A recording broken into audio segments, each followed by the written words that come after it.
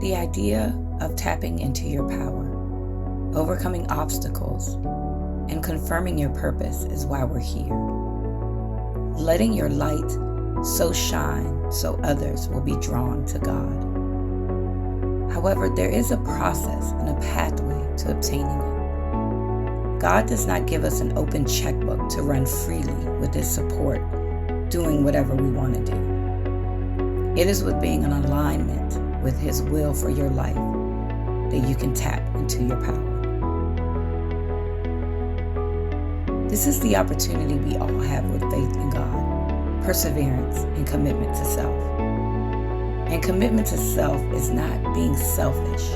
It is being self-aware, knowing what you need and how you need it, and finding ways to create balance around it so that you can live on purpose.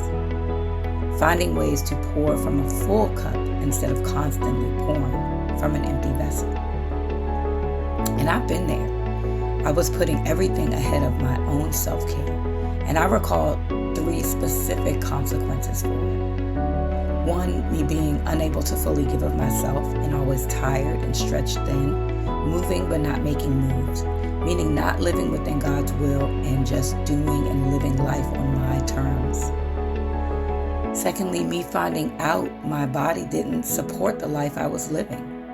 Illness slowed me down and showed me that lack of commitment to self was going to take me down. And then lastly, me not showing up successfully for my family and throwing our ecosystem out of whack. When the glue that holds it together fails, people start to fall apart. So today I'm going to share how we can turn things around and start to tap into that power that has been freely left for us to harness. Harnessing your inner power is a lifestyle. We have to remain in a powerful growth mindset and carry a powerful demeanor.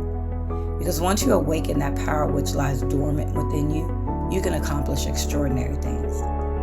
Ephesians 3:12 says, because of Christ and our faith in Him, we can now come boldly and confidently into God's presence. That means we can tap into the power.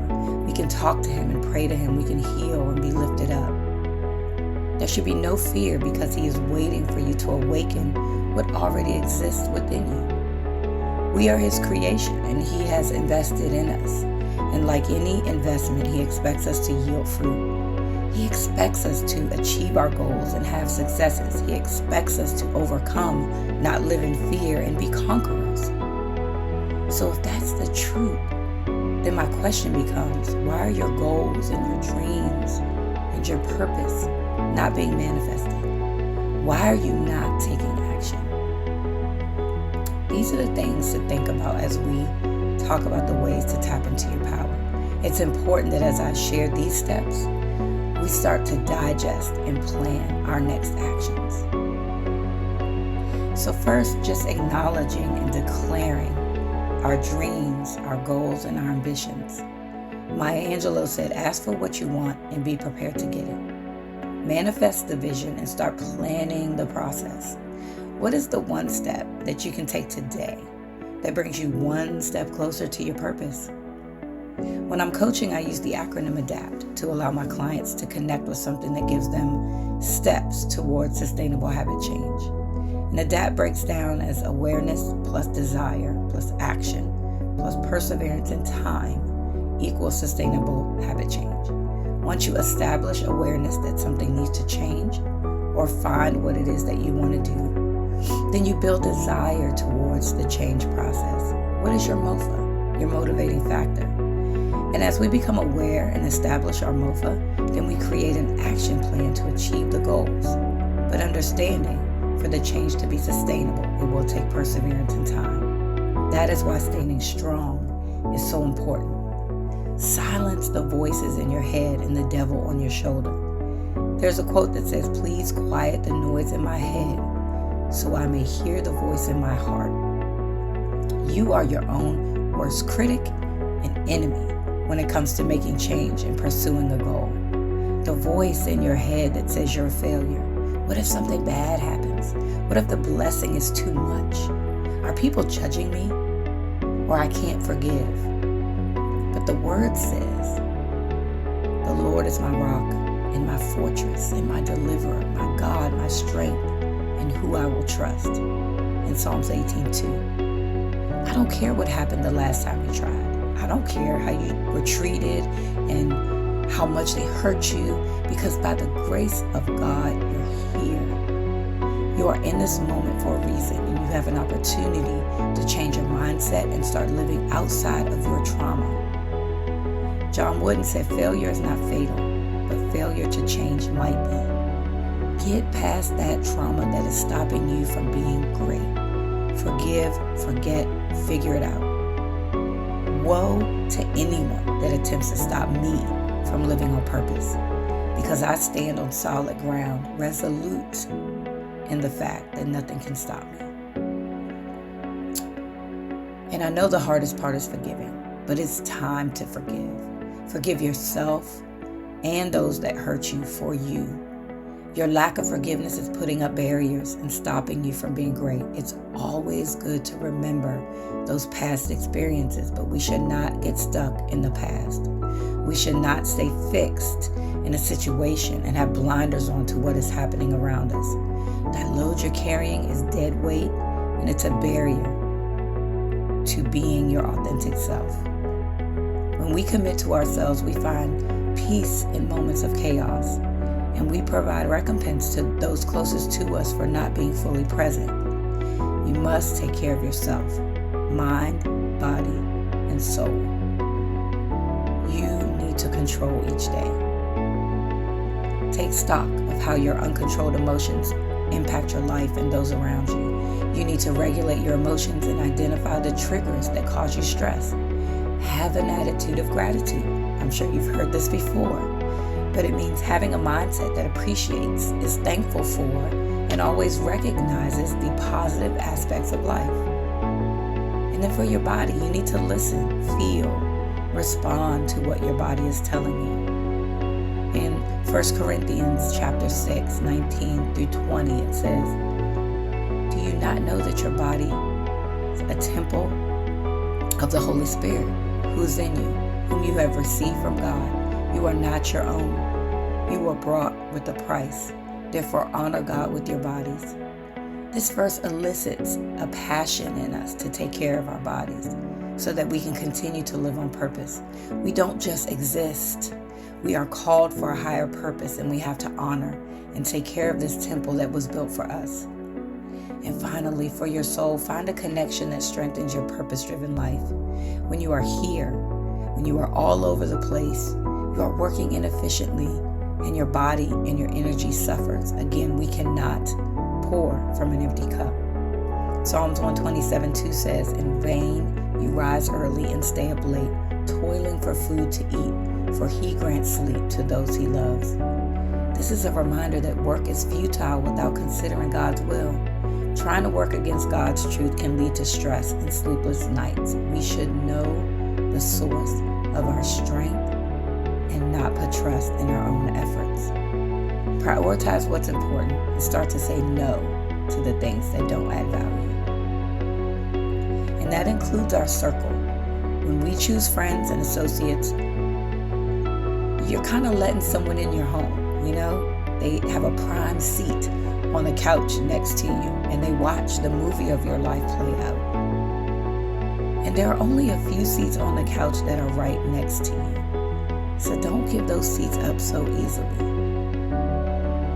And in those relationships, we shouldn't covet, we shouldn't envy. We need to congratulate people.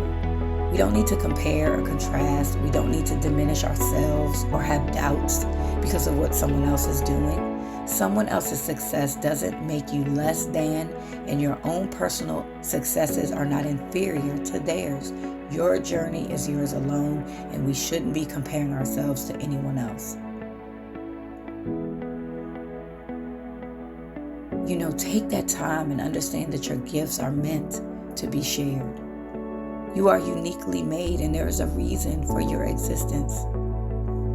Mary Dunbar said, we are each gifted in a unique and important way. It is our privilege and our adventure to discover our own special light. When we share ourselves, it contributes to our personal growth. You become more fluent in your abilities, and you can learn new skills at the same time. Pablo Picasso said the meaning of life is to find your gift. The purpose of life is to give it away. And there's a song by William McDowell that says, I give myself away so you can use me. So the time to share our gifts is now. The Bible talks about Lydia in Acts chapter 16, and she was a critical part of the foundation of the early church in Philippi and was the first recorded European convert to Christianity. She was a woman of wealth and great business acumen, but her hospitality and her care, her gift of care, helped her to open her home for worship and fellowship. Her home became a church, a safe haven, and a sanctuary during a time of Christian persecution. For this, she became a leader in that Christian community, fulfilling the destiny that God had for her. There is no perfect timing. So we need to stop waiting until our finances are right, the kids grow up, the mortgage is paid off. And for my teens, when I get older, smarter, braver, all of us could be gone tomorrow and failing to reach our full potential because we want a situation to be ideal is ridiculous. There is no perfect timing. There is no perfect anything. Actually, avoid the pursuit of perfection altogether. Perfection is an illusion. Unless you're God, I need you to live in a world of no expectations and no judgment. And when I say no expectations, I mean do not fix your mind to a specific outcome.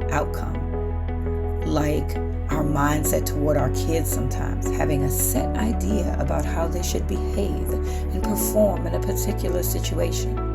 These lofty expectations that add pressure usually result in frustration. You need to experience things objectively.